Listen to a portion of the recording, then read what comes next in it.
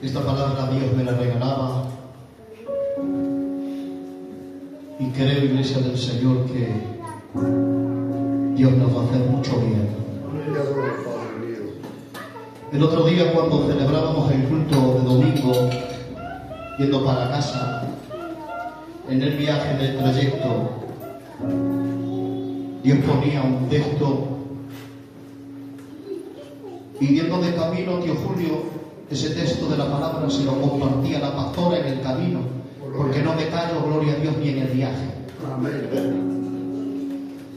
Y yo le decía a la pastora: mira este texto de la palabra que Dios pone en mi corazón. Bendito sea Dios. Cuando llegué a casa, ya no quise ni cenar. Y ya me puse a indagar en la Escritura el texto de la palabra que Dios me regaló. Y si os puedo decir, Iglesia del Señor, y la pastora está ahí presente,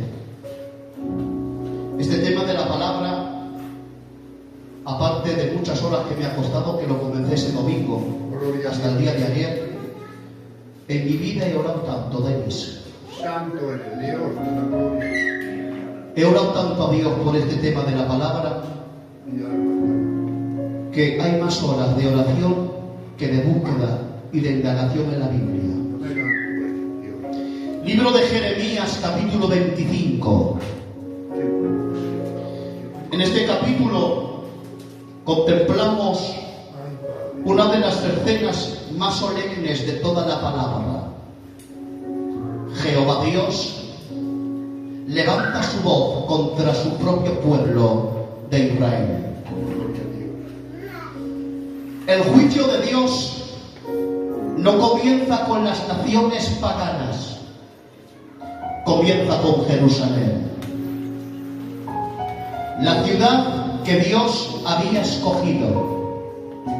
¿Por qué, Iglesia del Señor? Porque el pecado había llenado toda la nación. La desobediencia se había convertido en un estilo de vida. La idolatría había ocupado el lugar que le pertenecía solo a Dios. Y durante años Dios les habló al pueblo de Israel por medio de sus profetas y los llamó al arrepentimiento. Les extendió su mano con paciencia, con misericordia. Pero Israel endureció su corazón y rechazó su palabra. Entonces Jehová Dios pronunció una profecía de juicio contra Jerusalén. Este pasaje bíblico, capítulo 25 del libro de Jeremías, nos recuerda una verdad muy poderosa. Una verdad, tío Julio, que no podemos olvidar nunca.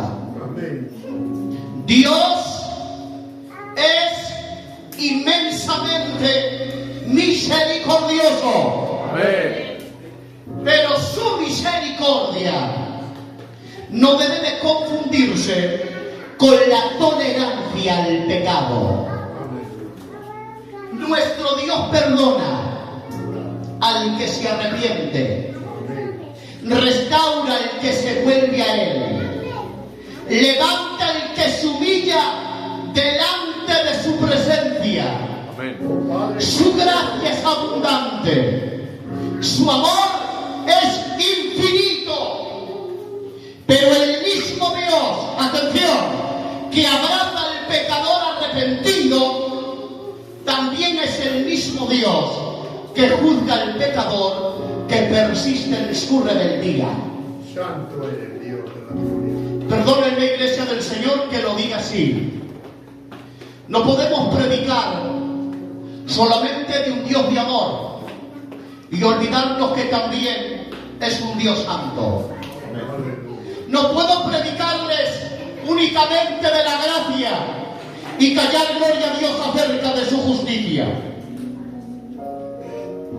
Porque la misericordia de Dios, escucha, escuchen, llama al arrepentimiento. Pero la justicia de Dios demanda cuentas. Padre, qué bueno. Escuchen, estaba bien como estaba.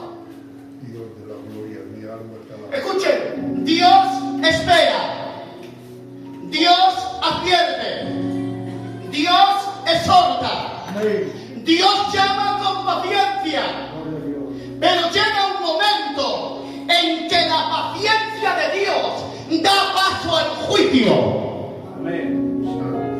Jerusalén creyó que por ser un pueblo escogido jamás sería castigada. Sin embargo, Dios demostró que Él no hace excepción de personas. Y que nadie está por encima de su santidad. Aleluya. Ahí va esta. Jerusalén confundió el privilegio con la inmunidad. Ser el pueblo de Dios o ser el pueblo escogido nunca fue una licencia para pecar.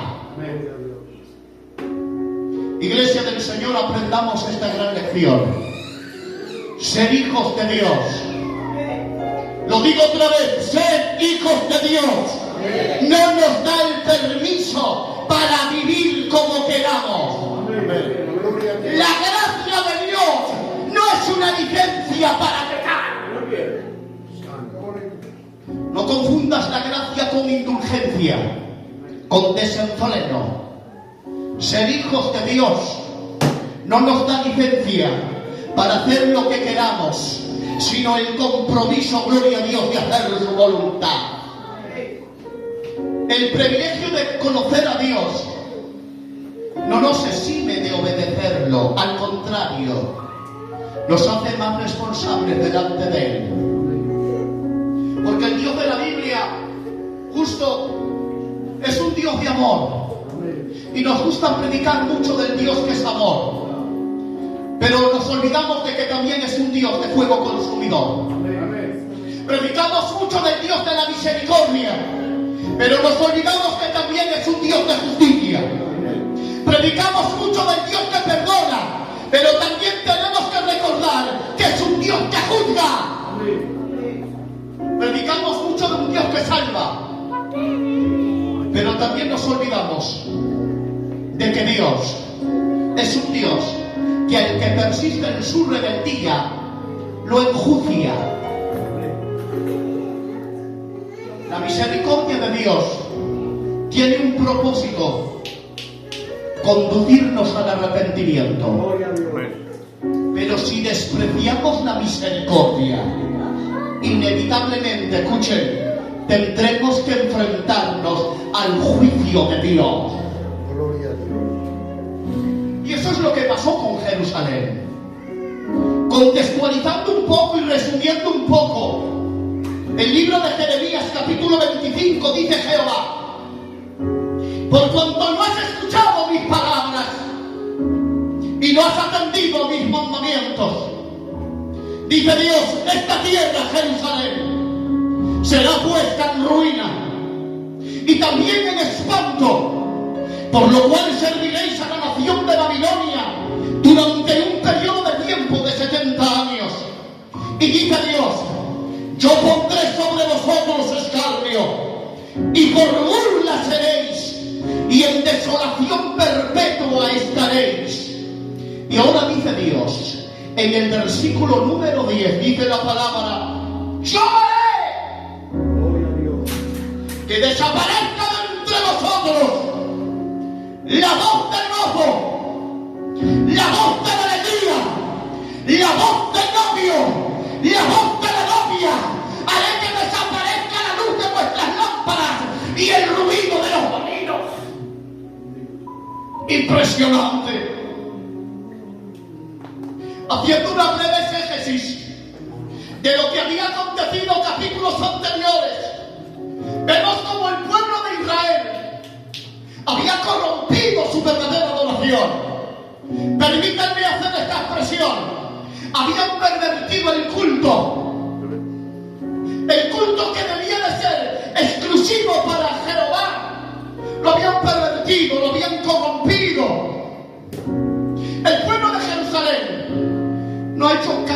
omiso a la voz de Dios, se entregó a malas obras, adoró a dioses ajenos, quebrantó los estatutos y desobedeció los mandamientos de Dios.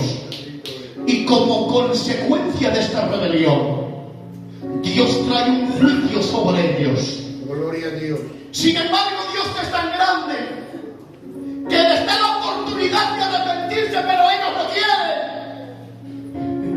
Dios les había advertido por medio de los profetas que abandonaran ciertos caminos, pero Jerusalén no tuvo oído para escuchar, ni corazón dispuesto, gloria a Dios, para obedecer. Su constante desobediencia provocó que el juicio de Dios cayera sobre la nación. Porque ¿saben algo? El que juega con fuego, más tarde o más temprano se quema. Gloria a Dios. Santo.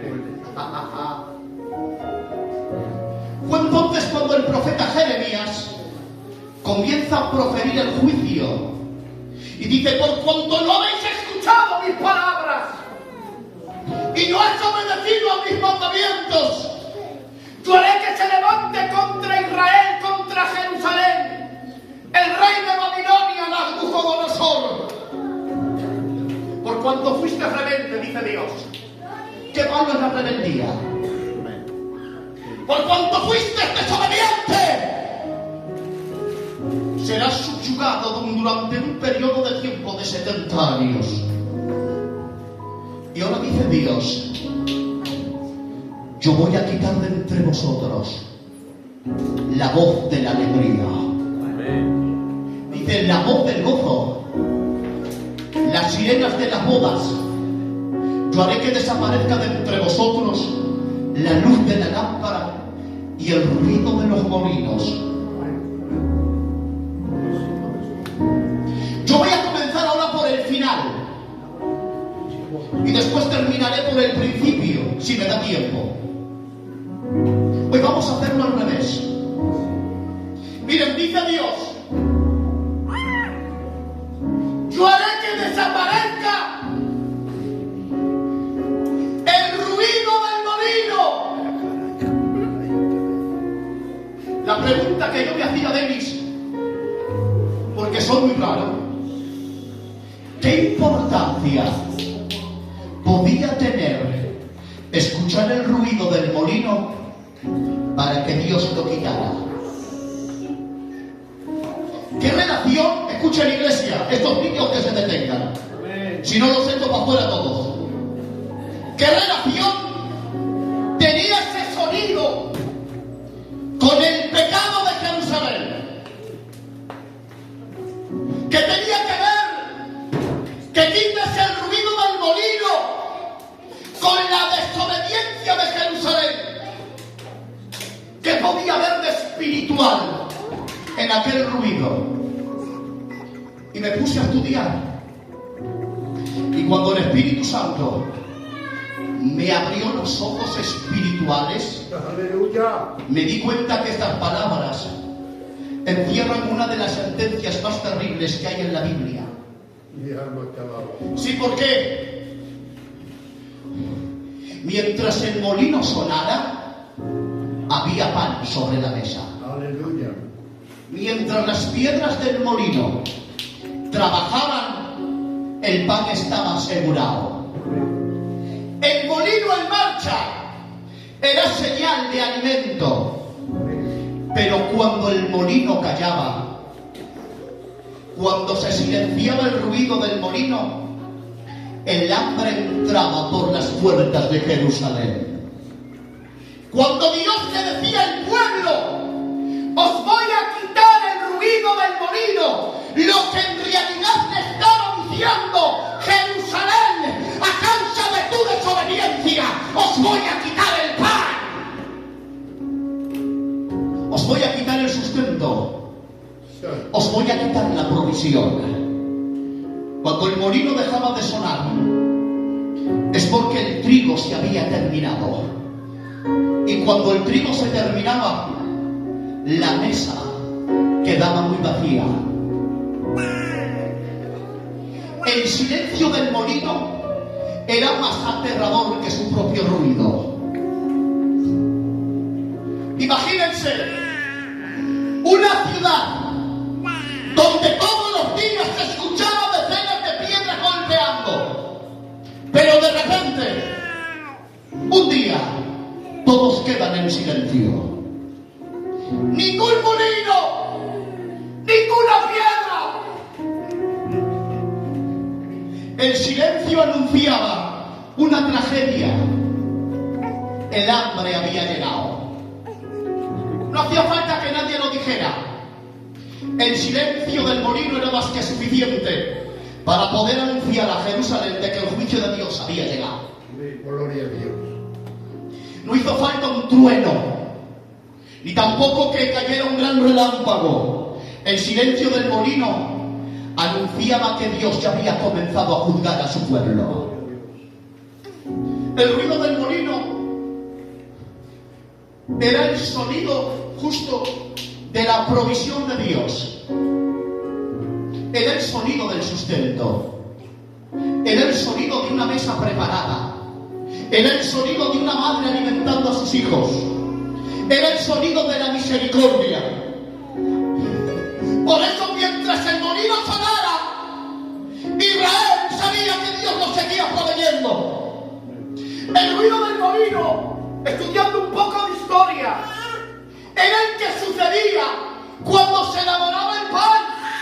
Mi padre, era un sonido que para nosotros pasa desapercibido, pero para Israel era uno de los sonidos más hermosos que se podía escuchar en Jerusalén. Escuchen, no era música, no eran instrumentos, no eran cánticos, Santiago, eran simplemente piedras golpeando, piedras girando una encima de la otra. Y dicen los que saben que cuando el padre de familia volvía a su casa después de un largo día de trabajo y traía trigo, fruto de trabajo, dice que se lo daba a su compañera y padre. Y dicen los que saben que ese trigo empezaba a molerlo la mujer en la casa. Pero de pronto, de una forma irremediable, aquel ruido dejó de sonar. Era un sonido de esperanza, Moncho. Era un sonido de provisión, Joel. Era un sonido codiciable. Era un sonido deseado. Era un ruido que alertaba que a posteriori aquella casa iba a tener pan. Era un ruido tan deseado que Dios se enfada con Jerusalén y le dice: Jerusalén,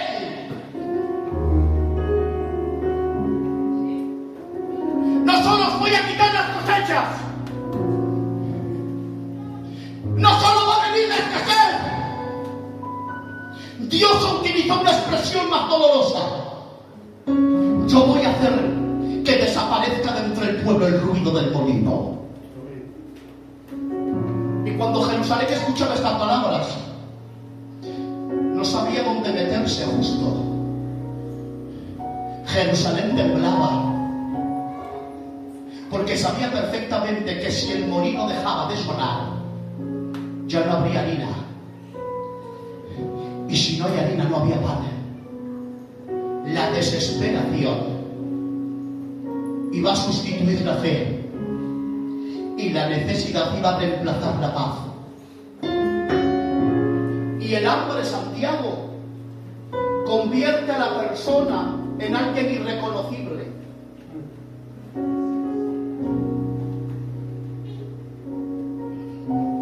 Cuando había hambre, yo no quiero que pongas atención a esto, porque lo que viene a continuación es muy fuerte. Cuando hay hambre, no solo hay problemas alimenticios, hay problemas mentales. Problemas tan graves como lo que había sucedido en Samaria.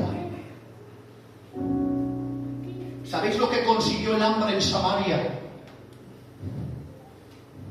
¿Sabéis lo que consiguió el cese del ruido en Samaria?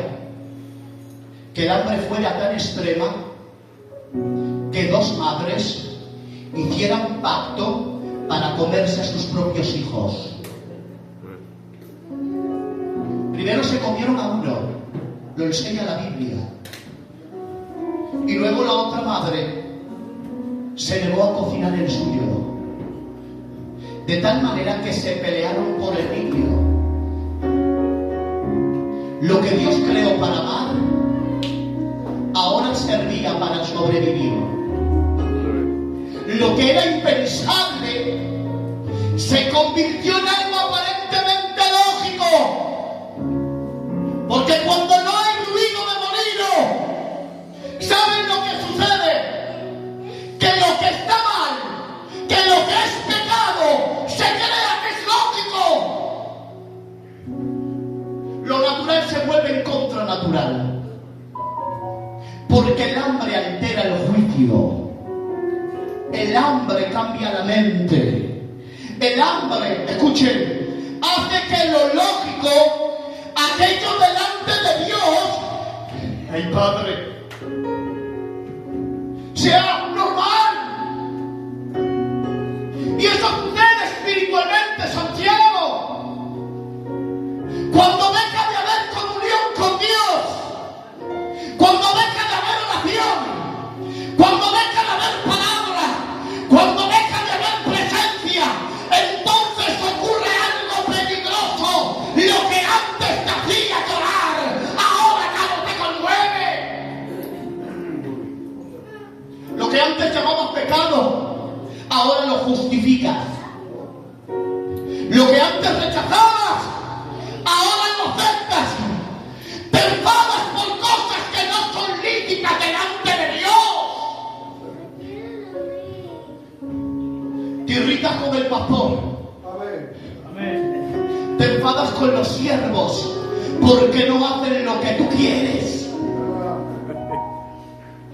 Porque una mente sin alimento espiritual pierde la sensibilidad.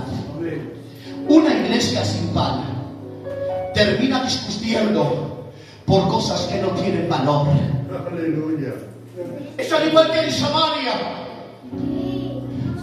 En Samaria peleaban por canibalismo. Hay muchos que pelean dentro de las iglesias por posiciones, por orgullo, por derechos.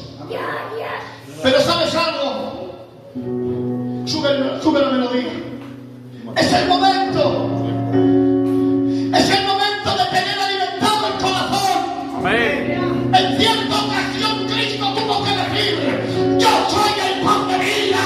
Amén. Cristo sabía que un alma alimentada piensa diferente. Un alma alimentada habla diferente. Un alma alimentada mira diferente. Un alma alimentada piensa diferente. Por eso recibe esta palabra, que no te falta el pan de Dios en tu casa. Gloria a Dios. Un corazón lleno de Cristo. Amén. Mi Padre, la que viene ahora. Un corazón lleno de Cristo no vive buscando motivos para ofenderse, vive buscando oportunidades para parecerse a Él. Amén. Por eso hoy el Espíritu Santo te hace una pregunta. Gracias, Miguel. ¿Sigue sonando el molino en tu casa? Amén. ¿Sigue sonando el ruido de la oración? No me respondas cuánto hace que no te pones de rodillas. ¿Cuánto hace que no te quebrantas? ¿Cuánto hace que no tienes un rato de comunión con Dios porque hay las horas? Muy bien. ¿Sigues escuchando el ruido de las rodillas dobladas? Porque mientras este molino suene, habrá paz. Mientras este molino suene, habrá fuerzas. Mientras este molino suene, habrá discernimiento. Mientras este molino suene, habrá perdón. No permitamos que el cese del ruido del molino de Dios se apague en nuestra casa. Yo digo algo. Sería un hipócrita si predicara y no lo viviera. Nunca dejes de triturar el trigo de la palabra hasta convertirlo en alimento para el alma. Porque el día que deje de sonar este molino, el hambre y la ruina comenzará a gobernar tu mente. Pero mientras este molino suene, mientras este molino santo siga girando, te prometo delante de Dios que mientras tengas tiempo para poderle dedicarle a Dios, te aseguro que siempre tendrás paz en tu casa. Pero si no lo buscas, si no hay un ratito de comunión, se nota. Vienes al culto como medio enfadado.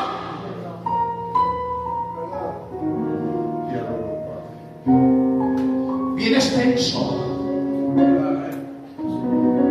Vienes nerviosas. Por eso recibe esta palabra. Que no cese el ruido del molino. Pero miren, ¿saben? Sigue tocando, Miguel, lo estás haciendo muy bien. ¿Sabes que Satanás, que Jehová Dios lo reprenda? Siempre ha querido reemplazar el ruido del molino de Dios, el ruido de la presencia, por el ruido de las 30 monedas de plata. Sí, porque ¿cuántas veces justo? El retintineo de las monedas le recordó a Judas su caída. Los sacerdotes le han puesto precio. Le han puesto precio a la traición de Judas que fue lanzado. Y le dice 30 monedas de plata. Judas se arrepintió de su traición. Y seguro estoy que si hubiera perdido perdón, seguro estoy que Cristo lo perdonaría. Amén. Judas se arrepintió y ha dicho a los sacerdotes: yo no quiero este dinero. Pero los sacerdotes le dicen: allá tuyo es. Haz lo que quieras. Han cogido las monedas y se las han arrojado al suelo. Nadie pudo silenciar jamás aquel ruido. Imagínense a Judas. Cada paso que daba llevaba el eco de aquellas monedas. Cada vez que el metal chocaba, era un sonido que gritaba: eres un traidor. Y las monedas golpeaban fracasantes. Y las monedas golpeaban: ya no hay solución para ti. Las monedas quedaron tiradas en el suelo. Pero el ruido nunca desapareció de la mente de Judas.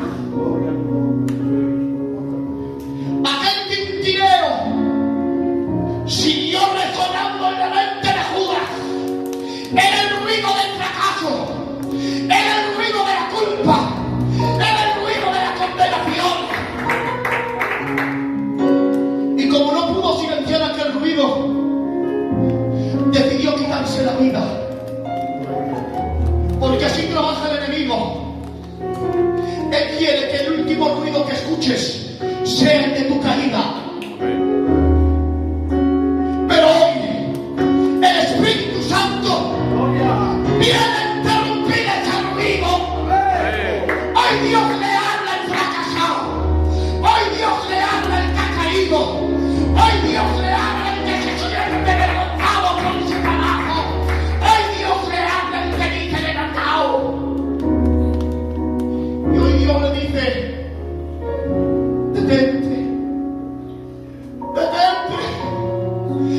tienes por qué quitarte la vida.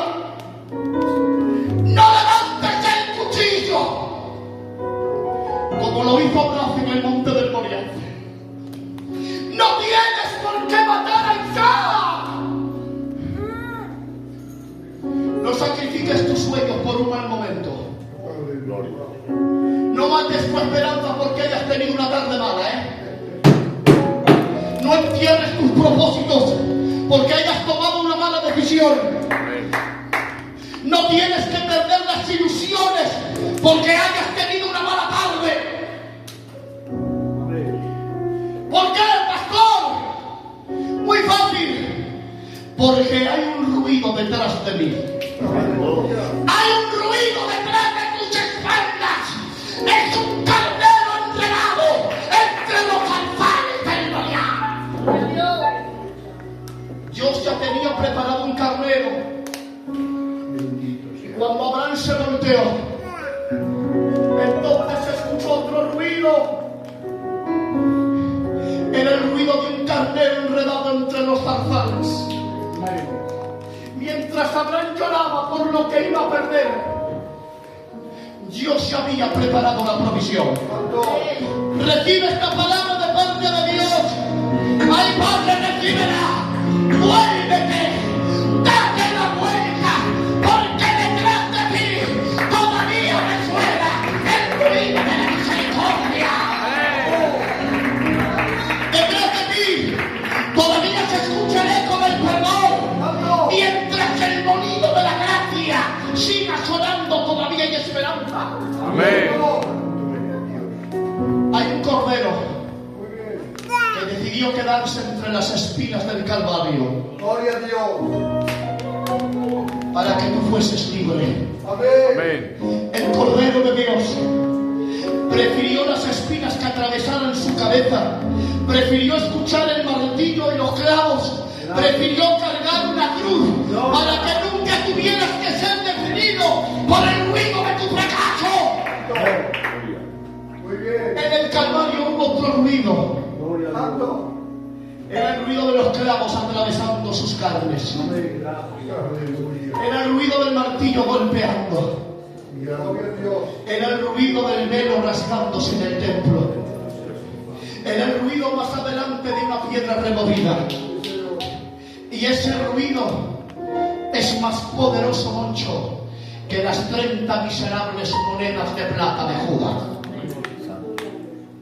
Satanás quiere que vivas escuchando el eco de tu pecado, pero Dios quiere que escuches el sonido del perdón. Amén. Mi alma. El ruido del molino que vuelva a producir, gloria a Dios, pan. Que vuelva a producir restauración. Que vuelva a producir, gloria a Dios, vida. Son las 8:10. Me dan 5 minutos solo. No predico desde el domingo. Dice Dios: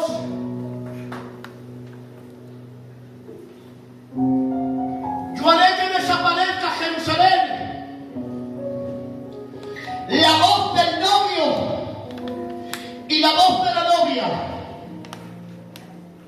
La pregunta es muy fácil. ¿Qué quiso decir Dios cuando anunció que quitaría del medio de Jerusalén la voz de los novios? Esa pregunta cautivó mi corazón hace unos días. Y yo no quise conformarme con una respuesta superficial. Y decidí escudriñar la escritura. Y investigar el contexto, la historia y buscar el verdadero significado.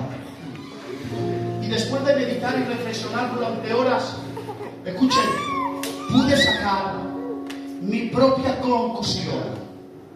Esa conclusión quiero compartirla con vosotros en 5 minutos. Miren, haría cesar la voz del novio y la voz de la novia. No era que solamente en Jerusalén dejarían de celebrarse bodas o ceremonias. Esto iba mucho más profundo. ¿Qué significaba la voz del novio o la voz de la novia? En la cultura hebrea, hebrea es muy parecida a la nuestra, la gitana, Y cuando en Israel se celebra una boda, representa el momento de mayor alegría en una familia. Una boda era el sonido de la esperanza. Una boda era el sonido de futuro. Una boda era un sonido de continuidad de generación. Sí, porque mientras hubiera bodas, habría vida. Escuchen, mientras hubiera bodas, había hogares. Mientras hubiera bodas, habría futuro. Mientras hubiera bodas, habría hijos. Mientras hubiera bodas, habría bendición. Escuchadme, niñas, mientras hubiera bodas, había honra a la familia. Amén. Gloria. Gloria sea. Así que dejaros de tanto TikTok y tantas historias. Amén. Una boda era lo más especializado y lo más bonito en una familia. Bueno, mal que de vez en cuando, cada 7 o 8 años hay una boda. Aleluya. Bueno, mal. Pero bueno, yo no voy a entrar. Allá las mamás y los papas. Ahí lo quedo. Haré desaparecer la voz del novio. En otras palabras, escuchen bien. En otras palabras, Dios estaba diciendo: Jerusalén, me voy a encargar yo de detener el futuro de esta nación. Jerusalén, el futuro de esta nación está a punto de cambiar para siempre. Ya no habrá quien prepare una fiesta. Ya no habrá quien piense en casarse. Ya no habrá quien sueñe con formar una familia, con formar un hogar, porque el juicio de Dios será tan grande que hasta la esperanza va a desaparecer en medio del pueblo. La magnitud del juicio sería tan grande que la esperanza se iba a perder. Y yo he llegado a la conclusión, tío Julio, de que la voz del novio aquí representa la esperanza. Aleluya. Eso es lo que Dios iba a quitar de Jerusalén, la esperanza. En Israel, un novio no hablaba de quimeras.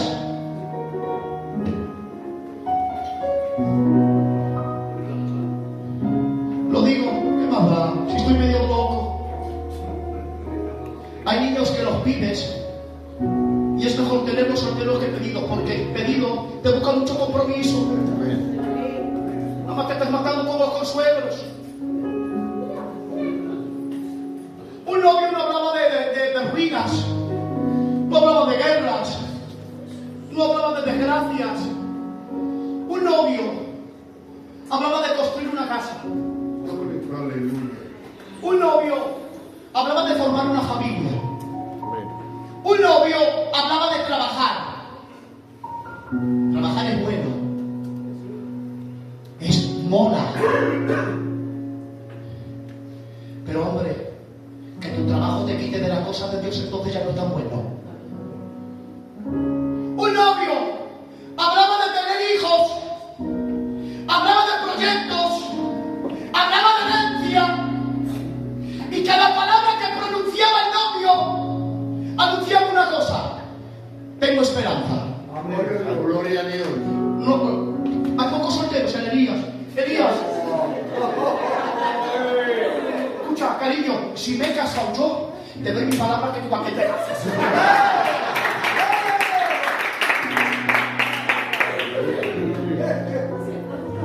Por eso Dios dijo: voy a apagar la esperanza de esta nación. El juicio de Dios será tan grande que la gente dejará de hacer planes de futuro. Nadie ya va a construir una casa, ya nadie va a preparar una boda y ya nadie va a soñar con tener una herencia. El pecado de Jerusalén, y termino, había matado el futuro. la esperanza de Jerusalén. Santo. Porque eso es precisamente lo que hace el pecado. No solo hiere el presente, sino que intenta asesinar la esperanza del día de mañana. Gloria a Dios. El pecado roba la ilusión y roba la visión y destruye los sueños y mata la esperanza. Por eso recibe esta palabra: cuídate, cuídate. No vaya a ser que lo que tú ves bueno y digas que no pasa nada esté matando tu esperanza. Porque como he dicho al principio, nuestro Dios es un Dios de misericordia, pero nunca te olvides que es el mismo Dios que también juicia. Amén. Porque nadie puede estar por encima de su santidad. Lo que queda de mensaje, la voz de la novia, la voz del gozo y la voz de la alegría, ya lo dejaré para el domingo. Lo chupo así hoy. Lo otro ya viene muy bonito. ¿De acuerdo? Dale un aplauso para Dios.